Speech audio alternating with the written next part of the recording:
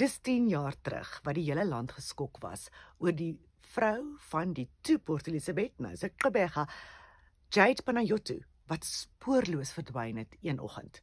Sy het buite die ingang na die kompleks waar sy gebly het saam met haar man, gestaan en wag vir haar vriendin om haar op te laai vir werk, soos wat hulle altyd gedoen het, en sy was weg. Daar was 'n landwyse soektog. Almal se verbeelding is aangegryp. Wat het met hierdie vrou geword? Wat het gebeur? Tot dit uitgekom het dat sy vermoor is. Sy is ontvoer, sy is vermoor, en die skuldige was haar man, Christopher Panayiotou. Dit het almal verder geskok, en ook wat uitgekom het in die hof, hoekom hy dit gedoen het.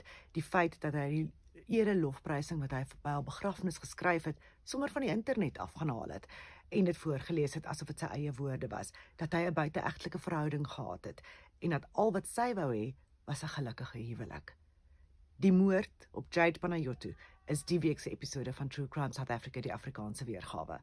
Gaan luister by jacarandafm.com, klik op Jackpot, of waar jy ook al jou ander potgooi reekse kry. Jacaranda FM.